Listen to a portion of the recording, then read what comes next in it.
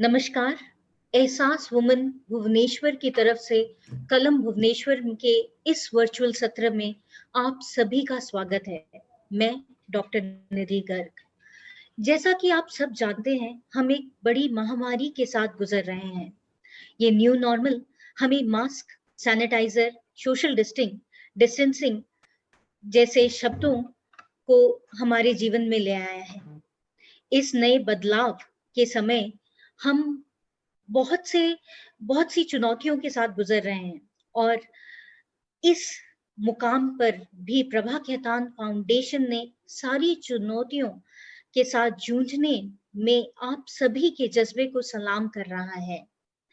और हम इस बदलाव में अपने सारे कार्यक्रमों को वर्चुअल ले आए हैं ताकि आपको आपकी साहित्यिक खुराक मिलती रहे और साहित्यकारों से बातचीत करने से आप वंचित ना रह जाएं।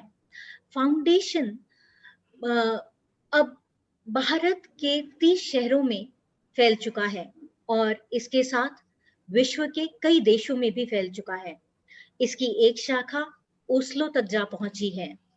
फाउंडेशन द्वारा चलाए गए इन सारे कार्यक्रमों में हम औरतों का महिलाओं के उत्थान और भलाई के लिए समर्पित कार्यक्रम और अभियान चलाते हैं। लेखकों के साथ अनौपचारिक बात करते हैं इस सत्र में कलम में, जहां हम हिंदी भाषा का के उत्थान के लिए काम करते हैं। आज के हमारे अतिथि हैं असगर वजाहत, हिंदी साहित्य के सत्र में मुख्यात साठोतरी पीढ़ी के बाद के महत्वपूर्ण कहानीकार एवं सिद्धहस्त नाटककार के रूप में मान्य हैं। इन्होंने कहानी, नाटक, उपन्यास, यात्रा वृतांत, फिल्म तथा चित्रकार कला आदि विभिन्न क्षेत्रों में महत्वपूर्ण रचनात्मक योगदान दिया है। ये दिल्ली स्थित जामिया मिलिया इस्लामिया के हिंदी विभाग के प्रोफेसर और अध्यक्ष रह चुके हैं। इसके अतिरिक्त कुछ समय तक वे जामिया के मास कम्युनिकेशन सेंटर के डायरेक्टर के पद पर भी काम कर चुके हैं। असगर वजाहत का जन्म 5 जुलाई को फतेहपुर, उत्तर प्रदेश, भारत में हुआ था। उन्होंने अलीगढ़ मुस्लिम विश्वविद्यालय से हिंदी में एमए की और वहीं से अपनी पीएचडी की उपाधि भी पाई। Post doctoral research Jawaharlal Nehru विश्वविद्यालय दिल्ली से किया। 1971 में जामिया मिलिया इस्लामिया दिल्ली के हिंदी विभाग में अध्यापन किया। 5 वर्ष इन्होंने बुदापेस्ट के इटोवो लॉरेंट विश्वविद्यालय हंगरी में भी अध्यापन किया। यूरोप और अमेरिका के कई विश्वविद्यालयों में उनके व्याख्यान हुए हैं। सबसे प्रथम असगर वजाहत कहानीकार हैं। कहानी के बाद उन्होंने गद्य साहित्य की लगभग सभी विधाओं में लेखन किया और अपने लिए हमेशा नए प्रतिमान बनाए। अपने लिए जिस भी विधा का उन्होंने चुना, वह हमेशा पहले दर्जे की रचना संभव हुई। असगर वजाहत की 5 कहानी संग्रह, 3 उपन्यास, 1 उपन्यास त्रयी, 2 लघु उपन्यास, 8 नाटक, 1 नुक्कड़ नाटक संग्रह, यात्रा संस्मरण की 4 पुस्तकें और कई अनन्य रचनाएं प्रकाशित की हैं।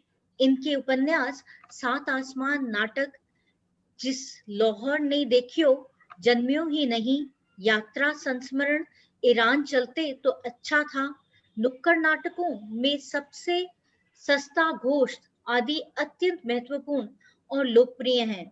मैंने इनका एक इंटरव्यू भी पढ़ा और उसमें उन्होंने कहा है कि अभी तक जो मैं लिखना चाहता हूँ वो तो लिखा ही नहीं। इतना सब कुछ करने के बाद और इनसे आज चर्चा करेंगी डॉक्टर वेदुला रामालक्ष्मी, जो एहसास वुमेन भुवनेश्वर हैं और कहती हैं कि मैं हिंदी की रोटी खाती हूँ। हाँ, वो हिंदी पढ़ाती हैं। कमला नेहरू महाविद्यालय में वो हिंदी अध्यापिका हैं और सॉफ्ट स्किल ट्रेनिंग भी देती हैं। चलिए आइए चर्चा सुनते हैं। धन्यवाद। बहुत बहुत धन्यवाद निधि। असगर वजाहत जी, आपका हार्दिक स्वागत है कलम भुवनेश्वर के इस आभासीय सत्र में। आभासीय सत्र जहां पे हम आपको इस पटल पर, इस कंप्यूटर के पटल पर देख रहे हैं, काश ऐसा होता कि हम आपस में मिलकर बैठकर ढेर सारी चर्चाएं करते आपके साहित्य की।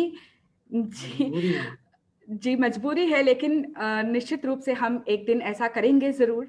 आपके साहित्य के बारे में चर्चा करते, आपके नाटकों के बारे में चर्चा करते, और जब नाटकों की बात आती है, जी सर, अब जब नाटकों की बात आती है तो फिर नाटकों ने हमेशा ही दर्शकों का, साहित्य प्रेमियों के मन को बांध कर रखा है। ये दृश्य काव्य एक अद्भुत विधा है, और जब आपके नाटकों की बात होती है तो जी बिल्कुल, तो आपके नाटकों की बात होती है तो एक नाटक जिस लाहौर नहीं देखा ओ जम्याई नहीं अपूर्व ख्याति अर्जित कर चुका है, पूरे विश्व में इसका मंचन हो चुका है, और ये नाटक मूल रूप से बंटवारे की त्रासदी पर लिखा गया है।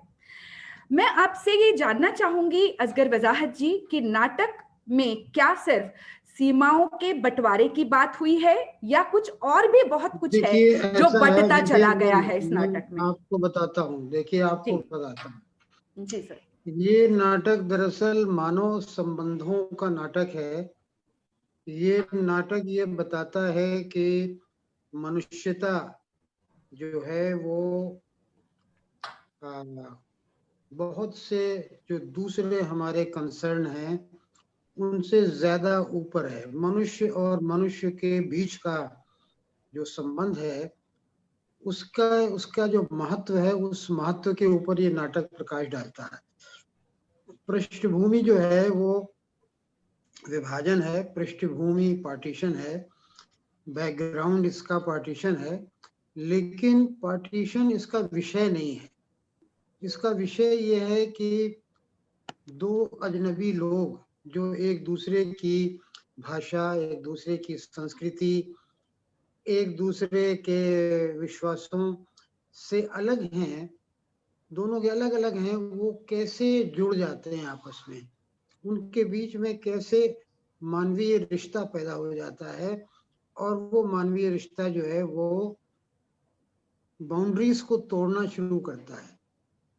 बाउंड्रीज को तोड़ना, पहले भाषा की बाउंड्री को तोड़ता है ना जी। उसके बाद वो रिश्ता ये कहता है कि धर्म जो है वो एकता कर पैदा करते हैं। धर्म जो है वो तोड़ते नहीं है, बल्कि धर्म जो है जोड़ते हैं।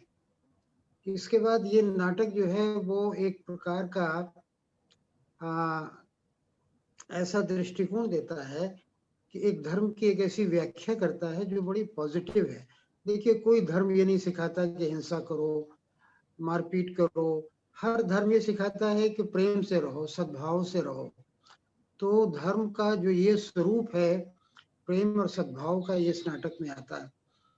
और तीसरी बात यह कि नाटक में एक कवि पात्र है जो संसार को एक कवि के रूप में देखता है, और कवि के रूप में वो देखते हुए जो व्याख्याएं करता है, तो वो एक ऐसी व्याख्या करता है जो आपको काल्पनिक लग सकती है, लेकिन दरअसल उसी प्रकार के मानव समाज की हमें आवश्यकता है।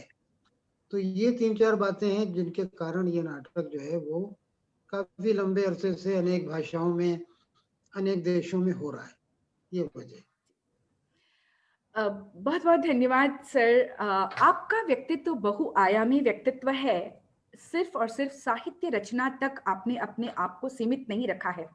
आप एक यायावर है। बस यूं ही मस्त मौला निकल जाना, यात्राएं करना आपके व्यक्तित्व को एक और नया आयाम देता है। आप सामाजिक पर्यटन यानी सोशल टूरिज्म की बात करते हैं।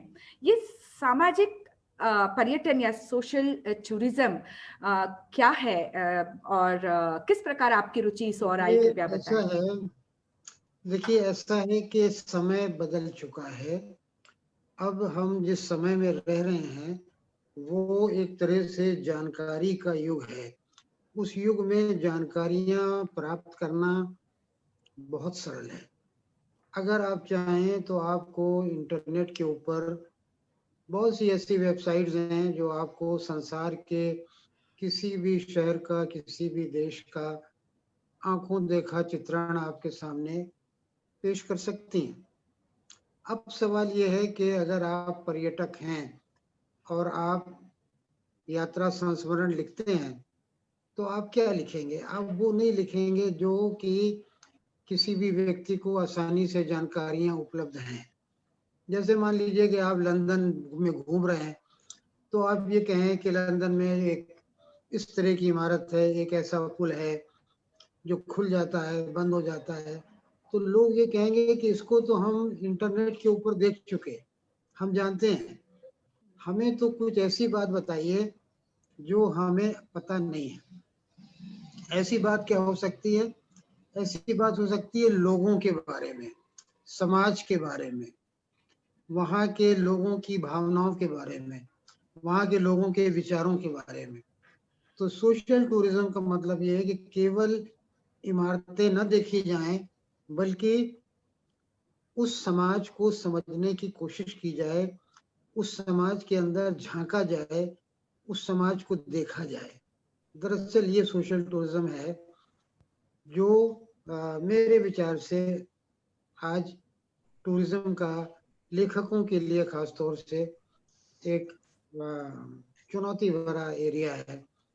इसके लिए आपको समय देना पड़ता है, जहाँ जाते हैं वहाँ थोड़ा रहना पड़ता है, लोगों से मिलना होता है, भाषा की बाधाओं के बाद भी कुछ ऐसा करना होता है कि आप उस समाज की जानकारी ले सकें। ये है। जी, बहुत-बहुत धन्यवाद सर। बुडापेस्ट हंगरी में 2 एकल चित्रकला प्रदर्शनियाँ, दिल्ली में 1 एकल चित्रकला प्रदर्शनी आपके बहुआयामी व्यक्तित्व के एक बहुत ही सुंदर रूप को उजागर करता है।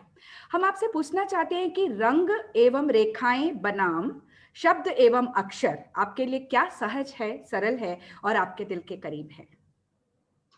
देखिए, आपने बहुत अच्छा और बहुत महत्वपूर्ण सवाल पूछा। सवाल ये है कि क्या शब्द जो हैं वो एक सीमा पर आकर अभिव्यक्ति का माध्यम नहीं बन पाते? अगर अपने आप को कोई एक्सप्रेस करना चाहता है तो और उसके लिए शब्द हैं, शब्दों के माध्यम से कर सकता है।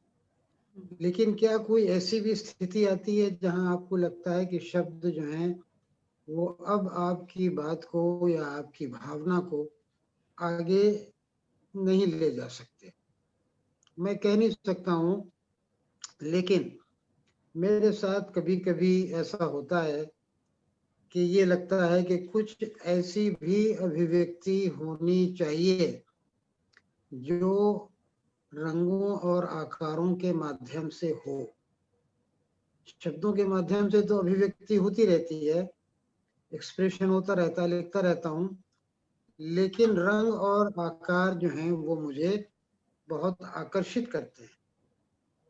इसका मतलब यही हुआ कि कुछ ऐसा है जो शब्दों से सामने नहीं आ पाता, उसके लिए कुछ बनाना पड़ता है। कुछ रंग होते हैं, कुछ आकार होते हैं, उन रंगों और आकारों को मिला के अभिव्यक्ति दिए जाने की जो चाह है, ये अपने आप में दिखाती है कि शब्दों से आगे बढ़ करके सोचने की कुछ ज़रूरत होती है। जी। शब्दों के बिना भी अपने विचारों को मुखर किया जा सकता है, लेकिन आपकी वाणी, आपकी रचनाओं, आपके साहित्य के माध्यम से मुखर होकर पूरे विश्व में फैली है। गुरु चेला, आग राजा जैसी लघु कथाएँ हैं। अंधेरे से दिल्ली पहुँचना है, स्विमिंग पूल जैसे कहानी संग्रह हैं। सात आसमान, पहर दोपहर, कैसे आग लगाई जैसे उपन्यास हैं। कथा साहित्य के ही इतने अलग-अलग रूप आपने प्रस्तुत किए हैं, आपने रचा है। तो आपको क्या लगता है कि कौन-सी ऐसी विधा है कथा साहित्य की जो पाठकों के अंतर्मन को सीधे छू जाती है? देखिए, ऐसा है कि पाठकों के हिसाब से पाठकों को जो विधा प्रिय हो, उसके बारे में मेरा ये सोचना है कि अधिकतर पाठक जो है आज उनके पास बहुत अधिक समय नहीं है, और इस कम समय में वो ये चाहता है कि मुझे कम पढ़ने के बाद अधिक जानकारी मिले, मुझे अधिक संतोष मिले, मैं जो पढ़ूं वो आकार में कम हो सकता है, लेकिन जो उसका अर्थ है वो अर्थ उसका गहरा हो, उसका अर्थ बड़ा व्यापक हो। ये आज के पाठक की मांग है। ये जरूर है कि उपन्यास भी लिखे जाते हैं, बहुत बड़े बड़े उपन्यास। मैंने भी एक उपन्यास त्रयी लिखी है जो 3 भागों में है, तो लगभग 1000 पेज हैं उसमें। लेकिन कितने लोग हैं जिनको वो पढ़ने की फुर्सत है? और हम लोग ये चाहते हैं कि हमारे लिखे को अधिक से अधिक लोग पढ़ें। इसलिए रचनाओं के विषय वस्तु नहीं, कंटेंट नहीं, बल्कि उनका फॉर्म बदलने की जरूरत है। लघु कथाओं के माध्यम से, संवाद कथाओं के माध्यम से, जातक कथाओं के माध्यम से, मौखिक परंपरा की कहानियों को यूज करते हुए ऐसी रचनाएं देने की जरूरत है जो एक तो पाठक को आकर्षित कर लें, पहली पंक्ति उनकी ऐसी हो कि पाठक उसको आगे पढ़ने के लिए उसके अंदर जिज्ञासा पैदा हो और वो पढ़े। दूसरा ये कि उसको ये लगे कि मुझे ये 1000 पेज नहीं पढ़ना, मुझे 500 पेज नहीं पढ़ने, 200 पेज नहीं पढ़ने हैं, मुझे तो ये 2 पेज 1 पेज पढ़ना है और मुझे पता चल जाएगा कि लेखक कहना क्या चाहता है। तो इस तरह से लघु कथाओं का तो ज्यादा प्रचलन हुआ है, आप देखते हैं, वो यही कारण है। तो पाठक की दृष्टि से मैं ये मानता हूँ कि छोटे नाटक, छोटी लघु कथाएं, इस प्रकार की चीजें बहुत आवश्यक है उनका लिखा जाना, और उनकी स्वीकृति भी अधिक है। जी, आप बिल्कुल सही कह रहे हैं सर। कुछ ऐसी चीज़ें जो एक बैठक में ख़त्म हो जाएँ, ये हमेशा पाठकों को आकर्षित करती ही हैं। आपने अपने नाटकों की बात कही और आपके नाटक तो विश्व प्रसिद्ध हैं, पूरे मतलब विश्व रंगमंच पर उनका मंचन हुआ है। एक नाटक जो मेरा ध्यान बार-बार आकर्षित करता है, वो है godse@gandhi.com। इसके बारे में थोड़ा हमें बताइए। बड़ी जिज्ञासा होती है इस शीर्षक को पढ़कर, godse@gandhi.com। देखिए, आजकल मेरी रुचि जो है वो पैरा हिस्ट्री में हो गई है। पैरा हिस्ट्री इतिहास का वो क्षेत्र है जहाँ कल्पना की जाती है कि अगर ऐसा न हुआ होता, इतिहास में अगर ऐसा न हुआ होता तो क्या होता। क्या होता?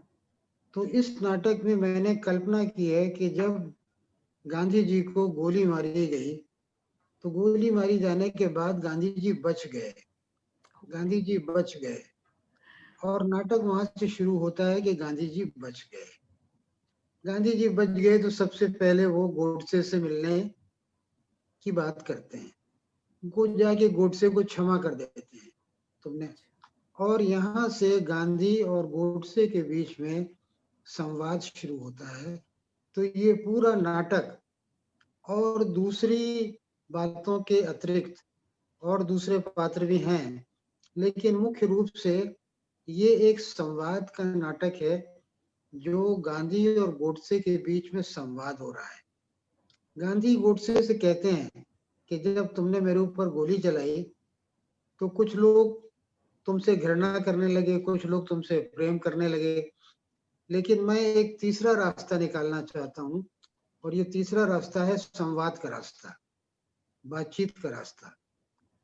तो बातचीत के रास्ते से ही कहीं आप पहुंच सकते हैं, आप घृणा के रास्ते से कहीं नहीं पहुंच सकते हैं, प्रेम के रास्ते से भी कहीं नहीं पहुंच सकते हैं। तो ये नाटक दरअसल गांधी और गोडसे के बीच में संवाद का नाटक है। हाँ, बहुत ही रोचक है सर। परा इतिहास की बात आप कर रहे हैं।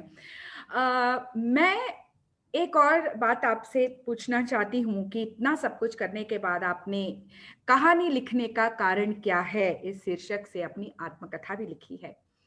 ये आत्मकथा कहाँ से शुरू होती है और अपने व्यक्तित्व के किन-किन आयामों को आपने इसमें प्रस्तुत किया है? ये हम जानना ज़रूर चाहेंगे। कहानी लिखने का कारण क्या है?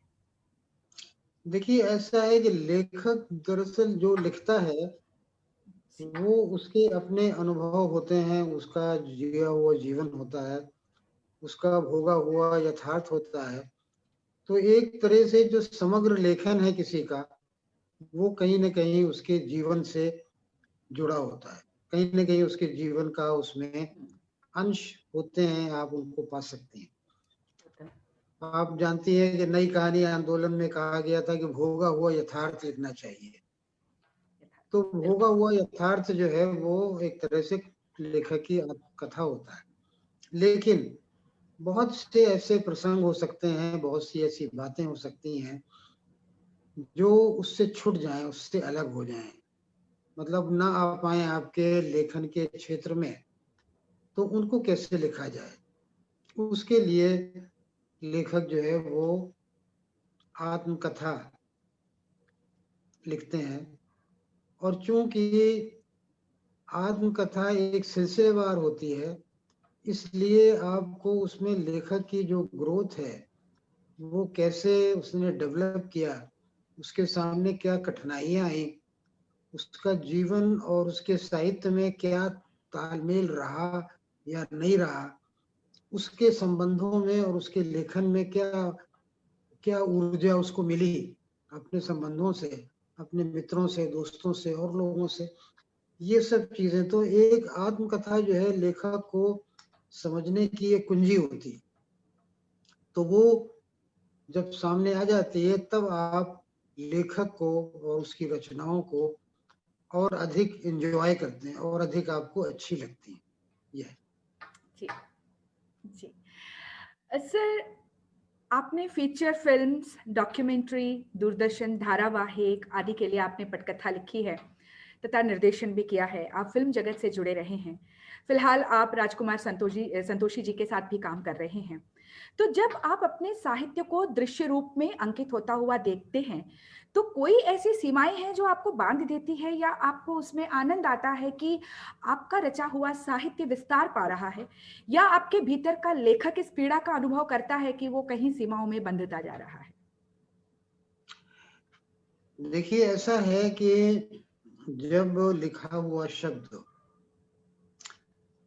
जीवित हो जाता है, हुँ? जी, जब जी, कागज़ पर बनाया गया जो पात्र है, जो कैरेक्टर है, वो आपके सामने आकर खड़ा हो जाता है, तो ये एक लगता है बड़ा चमत्कार है, क्योंकि आपने तो केवल सोचा है और दूसरे आदमी ने उसको वहाँ खड़ा कर दिया, है ना? जी। लेकिन जैसा आपने सोचा है, क्या वो बिल्कुल वैसे ही होता है? शायद ऐसा नहीं होता, उससे मिलता-जुलता है या उससे भी अच्छा हो सकता है जैसा आपने सोचा है। जैसा लिखा है उससे भी अच्छा हो सकता है। तो इसलिए ये जो प्रोसेस है, किसी नाटक को फ़िल्म में बदल देने की, ये प्रोसेस जो है वो लेखक के लिए बड़ी रोचक होती है। लेखक 100% सहमत नहीं होता है, कभी सहमत नहीं होता है लेखक। क्योंकि लेखक जब लिखता है, तो उसके दिमाग में वो फ़िल्म चलती रहती है, विज़ुअल चलता हुँ, रहता है। हुँ, हुँ। तो उस विज़ुअल से वो कंपेयर करता है कि जो निर्देशक विज़ुअल दे रहा है और दोनों के बीच में हो सकता है कि उसको अंतर दिखाई दे। तो अंतर दिखाई देता है, लेकिन वो ये भी जानता है कि ये जो फ़िल्म है या जो थिएटर है, ड्रामा है, ये कलेक्टिव एक्सप्रेशन है। ये कलेक्टिव एक्सप्रेशन है, सब लोग मिल-जुल करके इसमें काम करते हैं, तो सबके लिए स्पेस होना चाहिए, सबके लिए स्पेस होना ज़रूरी है। तो अभिनेता के लिए भी, निर्देशक के लिए भी स्पेस इसमें मिलना चाहिए। तो ये एक रोचक प्रक्रिया है, जिसके माध्यम से लिखा हुआ शब्द जो है वो मूर्त रूप में आपके सामने आ जाता है ना? और ये कभी-कभी फिर से सोचने के लिए भी मजबूर करता है। यानी बहुत से ऐसे नाटक हैं जो मंच पर देखने के बाद मैंने फिर से उनको रिवाइज किया। अच्छा। तो बहुत से ऐसे थॉट हैं, बहुत से ऐसे आइडिया हैं जो ऐसे आते हैं कि वो आपको अभिनेता दे देता है, वो निर्देशक देता है, क्योंकि वो सब क्रिएटिव लोग हैं, तो उनकी क्रिएटिविटी का योगदान मिल जाता है, ये होता है। जी। सर, मैं आपसे पूछना चाहूंगी कि आप एक लंबे समय तक हिंदी साहित्य के अध्ययन के क्षेत्र, अध्यापन के क्षेत्र में भी सक्रिय रहे हैं और आपने देश के बाहर विदेशी विश्वविद्यालयों में भी, विदेश के विश्वविद्यालयों में भी हिंदी का अध्यापन किया है। वहाँ और यहाँ में हिंदी साहित्य को लेकर और उसको जानने और उसके अध्ययन को लेकर क्या अंतर है, और इतने लंबे समय में आपने क्या देखा कि विद्यार्थियों में हिंदी साहित्य के अध्ययन को लेकर रुचि किस दिशा में जा रही है और ये कितना आवश्यक है? ये आपने बहुत अच्छा सवाल पूछा। देखिए, विदेश में, खासतौर से यूरोप में, हिंदी साहित्य को या भारतीय भाषाओं को जो विद्यार्थी पढ़ते हैं, वो ज्ञान अर्जित करने के लिए पढ़ते हैं, नौकरी के लिए नहीं पढ़ते हैं। नहीं पढ़ते हैं। उन्हें नौकरी मिलेगी, तो जब वो ज्ञान अर्जित करने के लिए कुछ पढ़ना चाहते हैं तो उनका जो लगाव है, उनकी जो फीलिंग है, वो उसके साथ जुड़ जाती है और उसके कारण बहुत गंभीरता आ जाती है। और वैसे भी यूरोप का जो शिक्षा जगत है वो थोड़ा अलग है। मैं आपको एक उदाहरण दूं, मैंने वहां कहा एक बार मीटिंग में कि मैं गुलेरी जी की कहानी, उसने कहा था, पढ़ाना चाहता हूँ छात्रों को। तो मुझसे ये पूछा गया कि आप कौन सा टेक्स्ट पढ़ाएंगे, मतलब ये कहानी कहाँ छपी है, वो कितनी ऑथेंटिक है, वो आपको कैसे पता चलेगा, तो आप टेक्स्ट का निर्धारण कैसे करेंगे। मुझसे ये कहा गया कि कहानी पहली बार कहाँ छपी थी, उसके बाद दूसरी बार कहाँ छपी थी, इसका आप सारा अध्ययन करें और उसके बाद सबसे ज्यादा ऑथेंटिक टेक्स्ट आपको जहां से मिलता हो वो आप ले लीजिए और उसको पढ़ाइए। तो जब मैंने ऐसा किया तो मैंने पाया कि उसने कहा था कहानी अब जो छपती है और जो मूल छपी थी उसमें काफी अंतर है, काफी अंतर। तो एक तो गंभीरता है, दूसरे ये कि ज्ञान अर्जित करते हैं, तीसरे ये कि वहाँ अध्यापक और टीचर्स के बीच में ऐसा संबंध है कि आप उससे मतलब अगले सप्ताह आप जो पढ़ाएंगे उसके नोट्स बना के और टेक्स्ट आपको एक हफ्ते पहले छात्रों को देना पड़ता है। उसके बाद फिर छात्र आपसे सवाल पूछते हैं और वहाँ स्कूल के लेवल के ऊपर छात्रों को अंतरराष्ट्रीय साहित्य पढ़ा दिया जाता है। तो आपकी कक्षा में जो छात्र आ रहा है वो वर्ल्ड लिटरेचर पढ़े हुए हैं, वर्ल्ड लिटरेचर पढ़ने के बाद आप उसको हिंदी साहित्य पढ़ा रहे हैं, तो इसका भी बहुत ध्यान रखना पड़ता है कि हम उसको किस प्रकार से पढ़ाएं। तो ये मूल रूप से अंतर है जो यूरोप की हिंदी के छात्रों में और हमारे यहाँ मिलते हैं, पाए जाते हैं, ये बात। जी। और सर, दूसरा हिस्सा इस प्रश्न का ये रहा कि आप इतने लंबे समय से आप पढ़ाते आ रहे हैं, तो क्या अंतर या क्या फर्क आप देख रहे हैं हिंदी के विद्यार्थियों में, भारत के संदर्भ में बात करें? देखिए, मैं एक अंतर ये देख रहा हूँ कि आज हिंदी पढ़ने के लिए काफी प्रतिभाशाली छात्र आ रहे हैं, कम से कम इधर दिल्ली में या दिल्ली के आसपास, या मान लीजिए कि वाराणसी में, इन विश्वविद्यालयों में हिंदी पढ़ने के लिए ऐसे छात्र आ रहे हैं जो पहले नहीं आया करते थे। यानी पहले छात्रों की जो प्राथमिकता है इंजीनियरिंग होती थी, मेडिसिन होता था, प्रोफेशनल कोर्सेज होते थे, एमबीए होता था, ये सब होते थे। लेकिन अब उनकी जो प्राथमिकता है वो साहित्य भी बन रहा है। ये एक बहुत अच्छा लक्षण है, ये एक बहुत अच्छी बात है। इसके माध्यम से हिंदी साहित्य को और हिंदी टीचिंग को अच्छी प्रतिभाएं मिलेंगी और अच्छी प्रतिभाओं की हमारे यहाँ बहुत ज़रूरत है, बहुत ज़रूरत है, क्योंकि लंबे अरसे तक बहुत अच्छी प्रतिभाएं हिंदी शिक्षण जगत के पास नहीं रही। तो ये एक चेंज मैं देखता हूँ। और दूसरा चेंज ये देखता हूँ कि आज के हिंदी विभाग जो हैं वो हिंदी का जो लिटरेरी सीन है उससे अपने आप को काफ़ी जुड़ा हुआ महसूस करते हैं। जो लेखक हैं, जो कवि हैं, पढ़ाते हैं वो कवियों से और रचनाकारों से उनके बड़े जीवंत संबंध हैं। अब जैसे मैं आपको बताऊं कि केरल मतलब मेरी कुछ कहानियां हैं वो इसके बोर्ड में हैं, जो ये है एनसीईआरटी की जो किताबें हैं ना 12वीं, जी तो जी। ये जब क्लास में टीचर पढ़ाता है केरल में तो वो क्लासरूम से मुझे फोन कर देते हैं। वो कहते हैं कि छात्र जो हैं आपसे बात करना चाहते हैं क्योंकि वो आपकी कहानी पढ़ रहे हैं।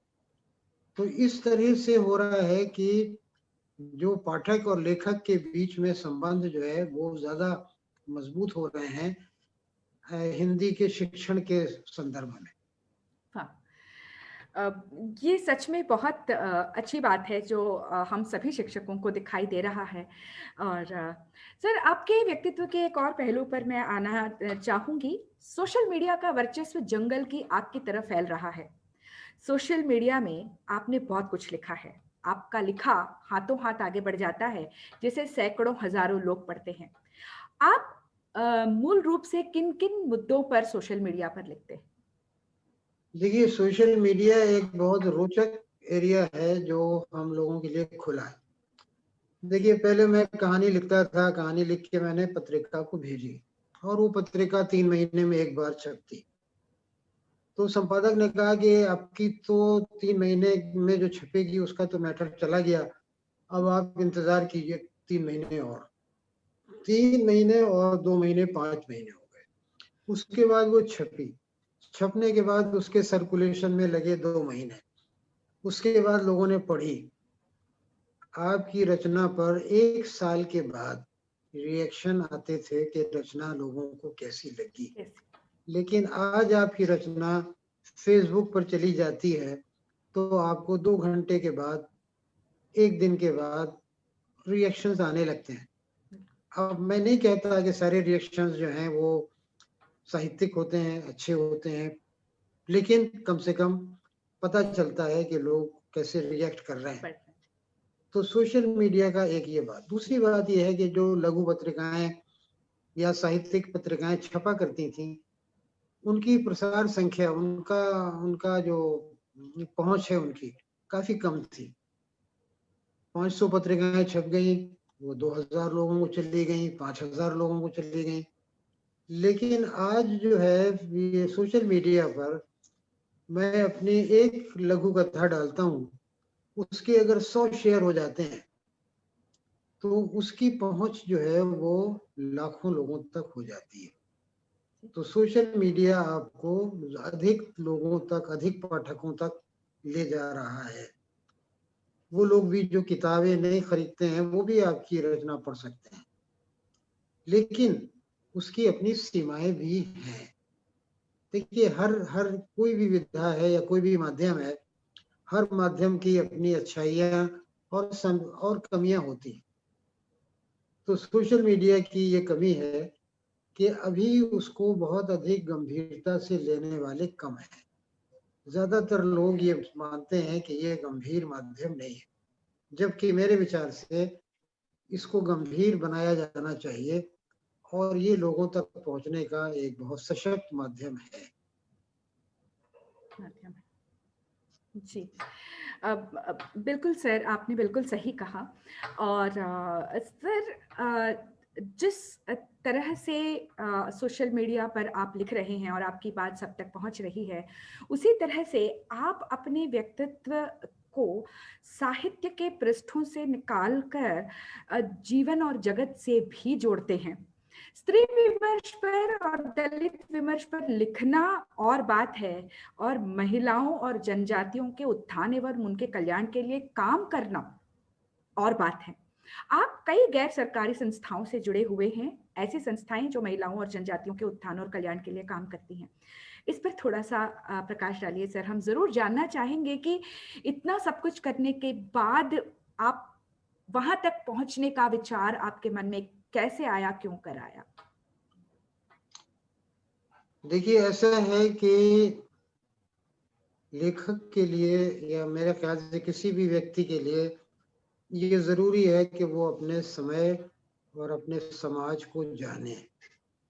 समय और समाज को जाने बिना जीवन सार्थक नहीं है, जीवन बेकार है, जीवन जानवर की तरह जीने वाला हो जाता है। तो अपने समय और समाज को जानने के लिए जरूरी है कि समाज में जो हो रहा है उसके साथ आपका संबंध, संपर्क आपका बने। तो हमारे समाज में बहुत सी गतिविधियां हैं।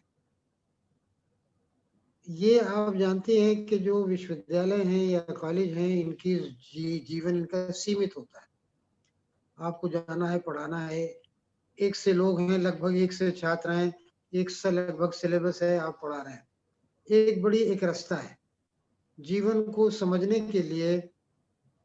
दूसरे जो माध्यम हैं, जैसे मान लीजिए कि जो स्वयंसेवी संस्थाएं हैं या ऐसे लोग हैं जो ऐसे क्षेत्रों में काम कर रहे हैं जिनको आप कहते हैं कि रिमोट एरिया के क्षेत्र है, जो दूर दराज इलाके हैं, जहाँ बहुत पिछड़ा हुआ समाज है, उसके उत्थान के लिए काम कर रहे हैं। तो मैं बहुत शुरू से, यानी समझ लो कि पिछले 40 साल से ऐसी संस्थाओं के साथ जुड़ा रहा हूँ जो महिलाओं के लिए, महिलाओं के उद्धार के लिए, जो बच्चों के लिए, जो शिक्षा के क्षेत्र में इस तरह के काम कर रहे हैं। और बहुत रोचक अनुभव होते हैं और वहाँ से लिखने की सामग्री, वहाँ से जो रॉ मटेरियल है वो मिलता है। तो एक तरह से वो अपने आप को न सिर्फ रिफ्रेश करते हैं, नए से जोड़ते हैं, बल्कि ये है कि आपको लिखने के लिए भी नए विषय मिलते हैं, नए अनुभव होते हैं, जो एक लेखक के लिए बहुत जरूरी है। केवल यही नहीं, बल्कि यह है कि एक सरोकार है आपका समाज से। लेखक मेरा ख्याल से एक एक्टिविस्ट होता है। लेखक इसीलिए लिखता है कि वो असहमत होता है समाज में उसके जो कुछ हो रहा है, उसके चारों तरफ जो कुछ हो रहा है, उससे वो असहमत है, डिसएग्री कर रहा है। तो जब वो एक सोशल एक्टिविस्ट है तो उसको सोशल एक्टिविज्म में हिस्सा लेना उसका जरूरी है, ताकि वो नवीनतम जानकारियां, नवीनतम परिवर्तन, नवीनतम सोच लोगों की, उसको वो प्राप्त कर सके। इसलिए ये करता हूँ। जी, आपने बिल्कुल सही कहा सर कि अपने समय और माटी के साथ जुड़ा होना और संपर्क स्थापित करके रखना अत्यंत आवश्यक है, वरना हमारे भावनाओं को वो आधार भूमि कभी नहीं मिल सकती। इलाहाबाद एवं कानपुर के बीच फतेहपुर आपकी माटी है, जहाँ जन्म आपका हुआ। कहा जाता है कि जब अपनी माटी छूटती है तो इंसान जड़ों से उखड़ जाता है, लेकिन आपकी जड़ें अभी भी वहां फतेहपुर में गहरे बैठी हुई हैं, भले ही आप दिल्ली में हो। इसके लिए आप क्या करते हैं ताकि आपकी जड़ें आपकी माटी में जमी रहे? देखिए, ऐसा है कि आप उस जगह के तो ऋणी होते हैं जिस जगह ने आपको जन्म दिया, जहां आपने अपना बचपन गुजारा, जहां आपकी शिक्षा हुई, जहां परिवार से और संबंधियों से और दूसरे लोगों से आपने कुछ सीखा। तो इस ऋण को उतारना होता है, ये कर्ज जो है इसको उतारना होता है। तो कर्ज को उतारने के लिए आप क्या करते हैं कि उस जगह के विकास के लिए, उस जगह के लोगों के विकास के लिए क्या कर सकते हैं, छोटा से छोटा काम कर सकते हैं तो वो करना चाहिए। जैसे मैं फतेहपुर में जाता हूँ, तो एक समय मैंने शुरू किया था कि फतेहपुर का स्थापना दिवस मनाया जाए। फतेहपुर में जितने स्कूल हैं, कॉलेज हैं, उनको जोड़ करके एक सांस्कृतिक समारोह हो जो कि फतेहपुर स्थापना दिवस मनाया जाए।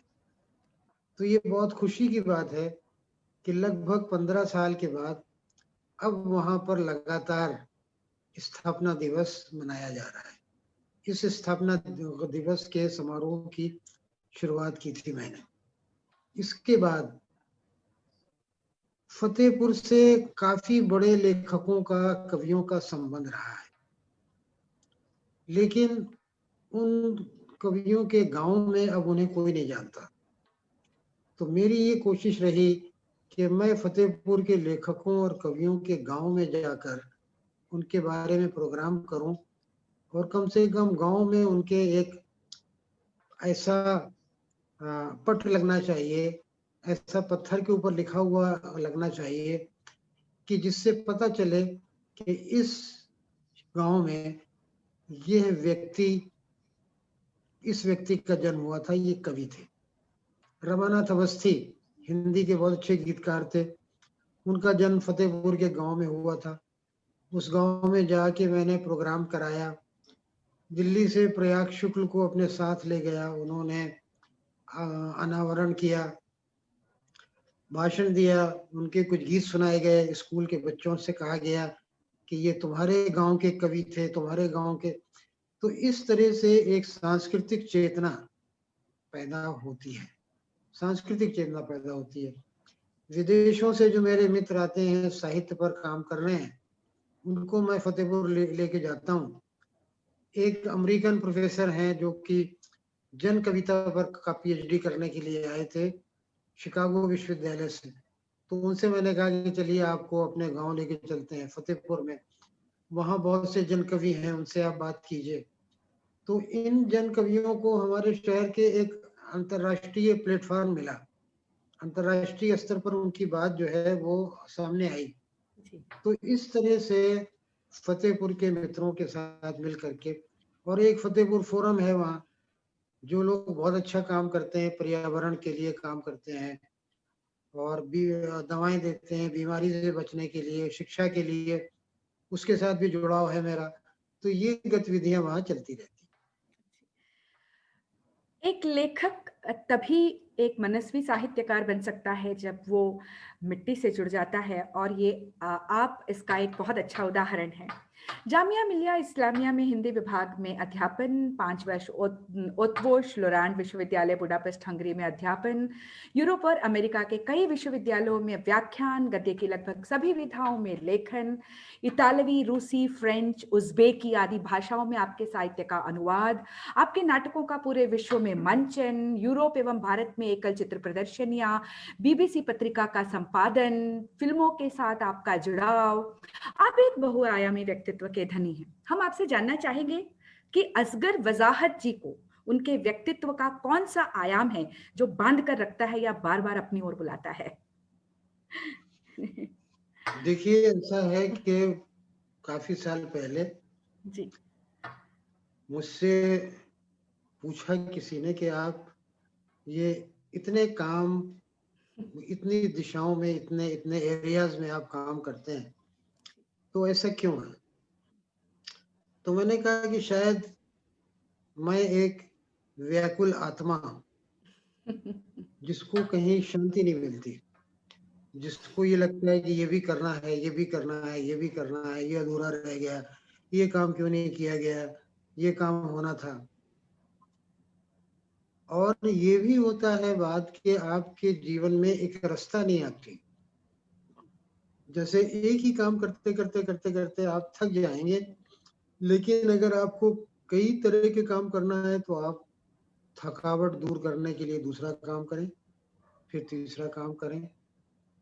तो इस तरह से ये सारे के सारे काम जो हैं वो एक दूसरे से जुड़े हुए भी हैं। अलग नहीं है ये काम एक दूसरे से जुड़े हुए भी हैं, जिनसे आपको ऊर्जा मिलती है। तो ऊर्जा का मिलना जो है वो लेखक के लिए बहुत जरूरी है। और फिर लोगों के साथ संपर्क होता है, संवाद होता है। तो मैं ये चाहता हूँ कि इन सारे कामों को मैं करता रहूं, ये एक दूसरे से जुड़े रहें।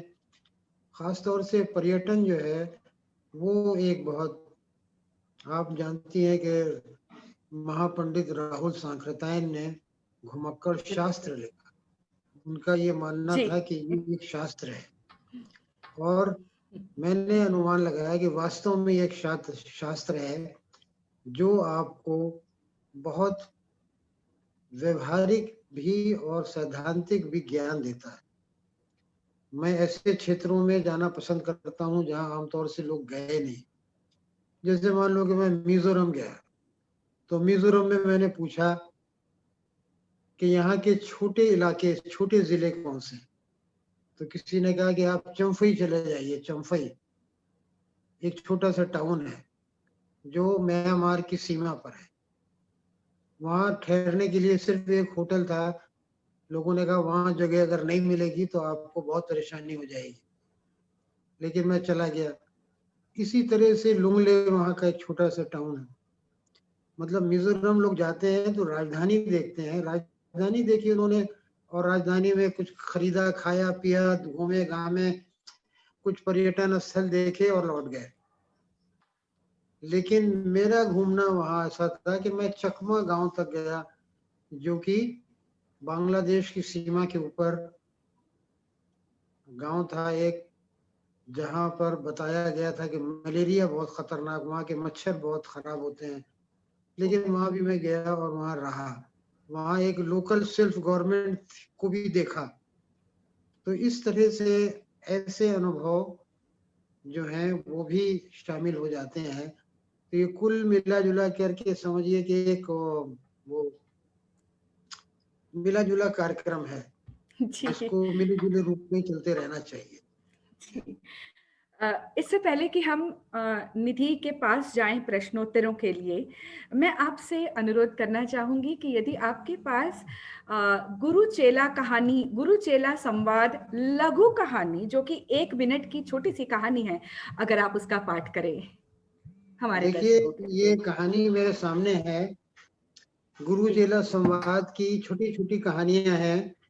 जी। तो इसमें से कोई खास कहानी आप सुनना चाहती हैं या संवाद, कोई भी संवाद दो, सुनेंगी? संवाद दो। संवाद 2 कहानियां हैं। जी जी। देखिए, संवाद 2 ये है, गुरु और हरिराम के बीच में संवाद आप देखती हैं। हम्म, तो संवाद 2 में गुरु जो है वो हरिराम से कहता है कि हरिराम, भीड़ में घुसकर तमाशा देखा करो। हम्म। यही है ना? सर वो पाकिस्तान वाली बात है, जिसमें अगर हिंदू मुस्लिम वाली बात जो है अच्छा, अरे वो वो फिर संवाद। दूसरी वो फिर गुरु चेला संवाद जो है वो आगे वाला है। और जी जी जी जी तो जी। आप वो कोई मैं भी पढ़ दें ढूंढता सर, हूँ, छोटा सा। वो जी मैं देखता हूँ। आप जब तक सवाल बताइए, अगर आ जी, गए हैं। बिल्कुल बिल्कुल बिल्कुल बिल्कुल। आपका बहुत बहुत धन्यवाद, इतनी सुंदर तरीके से, प्यार से आपने अपने संपूर्ण व्यक्तित्व को हमारे समक्ष रखा, और हम ये समझ नहीं पा रहे हैं कि कहाँ से किस रूप को हम देखें, समझें, और चमत्कार है सर, आप एक चमत्कार हैं। मैं निधि की ओर जाना चाहूंगी। निधि, कोई प्रश्न है तो फिर आप कृपया हमारे दर्शकों को कनेक्ट करें। जी बहुत बहुत धन्यवाद वेदुला जी। और हमारे पास सबसे पहला प्रश्न गुलाम मोइनुद्दीन खान जी का है। गुलाम मोइनुद्दीन खान जी, आप अपना सवाल पूछ सकते हैं। क्या आप सुन पा हाँ रहे जी, हैं? पूछिए। Nidhi, just wait. Mansi is putting him online. Okay. हाँ,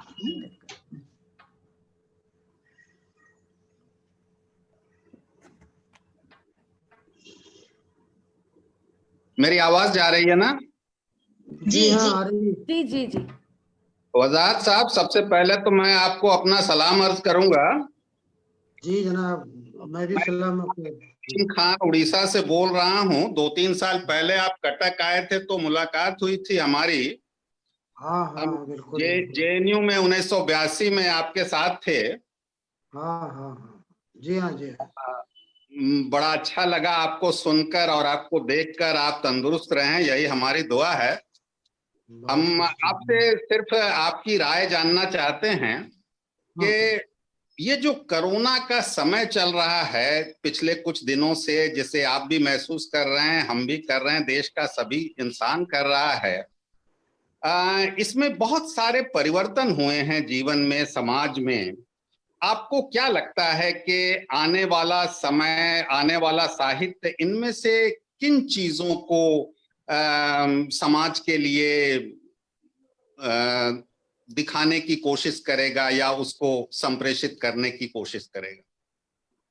देखिए, ऐसा है कि ये समय आपने सही कहा, ये ऐसा समय है जो शताब्दी में एक बार आता है।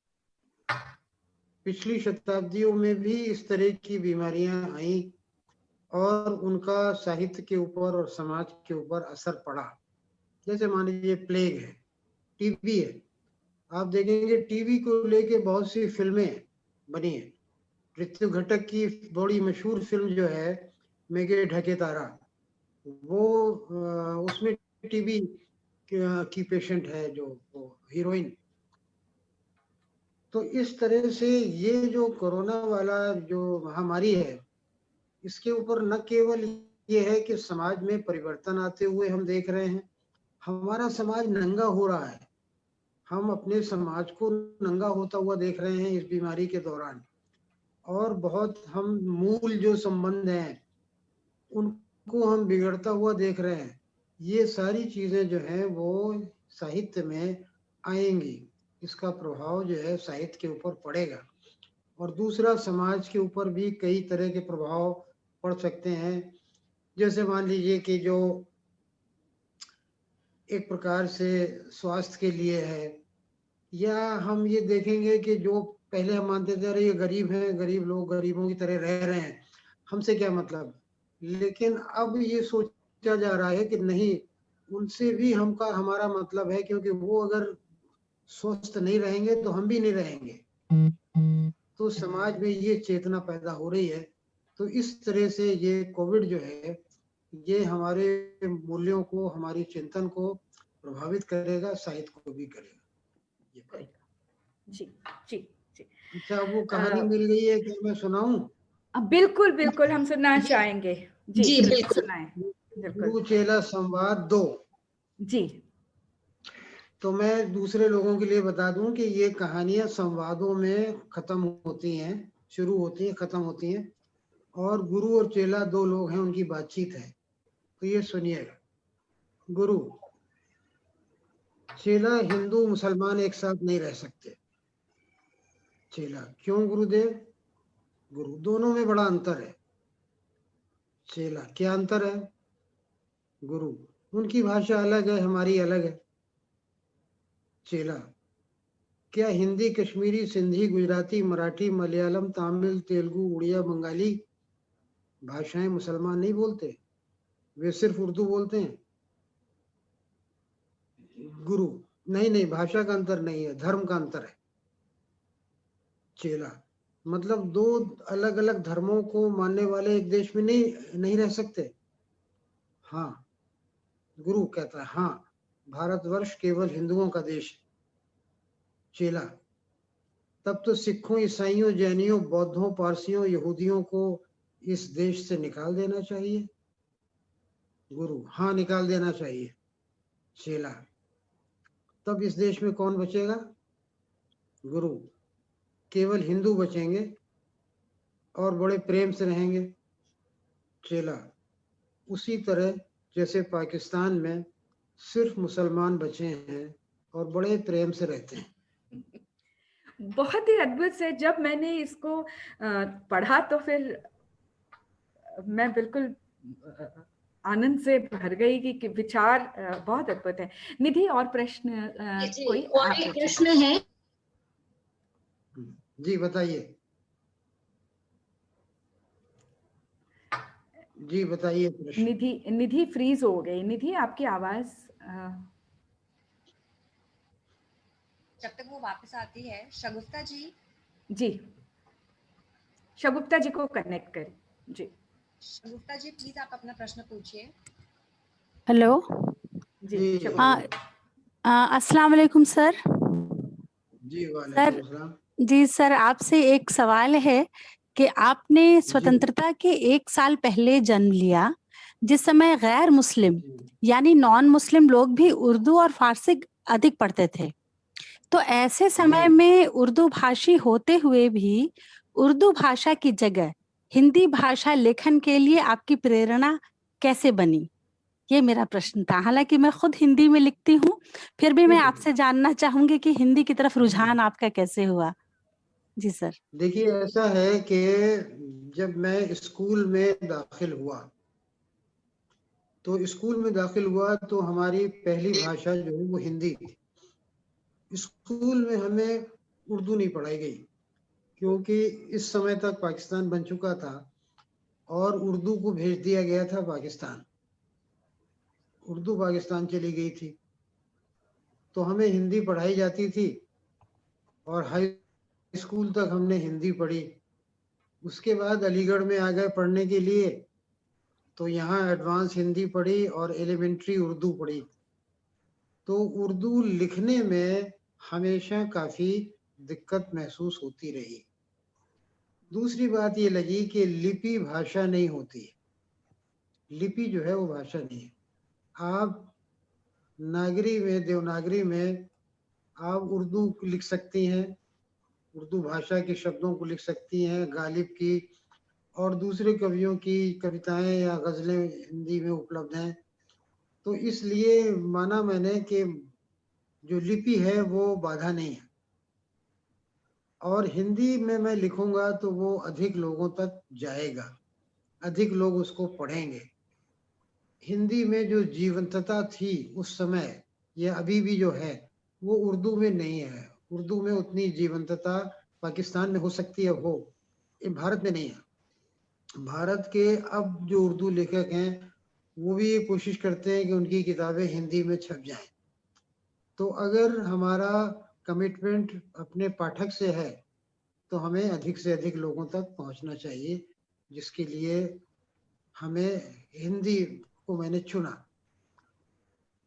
तो ये वजह रही हैं, ये हालात रहे हैं जिनके तहत मैंने हिंदी में लिखना शुरू किया। बहुत बहुत धन्यवाद। और कोई प्रश्न, और कोई पूछना चाहता है कुछ? हमने बहुत अच्छी अच्छी बातें सीखी आपसे, बहुत कुछ जाना। संक्षिप्त में कहूँ तो आपने एक बहुत बड़ा पॉइंट कहा कि पढ़ाई ज्ञान अर्जित करने के लिए पढ़ना चाहिए। नई पीढ़ी का रुझाव हिंदी साहित्य की तरफ हो रहा है और वो एक बहुत ही महत्वपूर्ण कदम है ज्यादा लोगों तक पहुंचने के लिए, क्योंकि आज के समय में लोग कहते हैं कि समय नहीं है, तो छोटी छोटी लघु कथा लिखनी चाहिए। सोशल मीडिया एक ऐसा प्लेटफॉर्म है कि हम अधिक से अधिक लोगों से जुड़ सकते हैं और एक साहित्यकार अपने पाठकों से जुड़ सकता है, जान सकता है कि आखिर वो क्या सोचते हैं, क्या चाहते हैं, क्या जानना चाहते हैं। समय और समाज को जानना जीवन को सार्थक बनाने के प्रतिकूल है। अगर हम नहीं जानते तो वो जानवर जैसा जीवन व्यतीत करने जैसा है। नवीन सोच, नवीन कार्य, ये जीवन को नवीनतम देते हैं। बहुत बहुत धन्यवाद। आपने इतना कुछ इतने छोटे समय में हम सबको यहाँ बताया, एक नया रुझाव दिया और हम सब आपके बहुत बहुत धन्यवाद है कि आपने हमें ये समय दिया। और प्रभा केतान फाउंडेशन को बहुत बहुत धन्यवाद, मेफेयर होटल्स एंड रिजॉर्ट को, संदीप को फ्रॉम भुवनेश्वर टाइम्स, आप सभी को बहुत बहुत धन्यवाद। श्री सीमेंट्स लिमिटेड को भी बहुत बहुत धन्यवाद। नमस्कार। आशा करती हूँ हम जल्दी इस महामारी से निकल जाएंगे और इस वर्चुअल सत्र से आमने सामने हो पाएंगे। बहुत बहुत धन्यवाद। Thank you so much. धन्यवाद।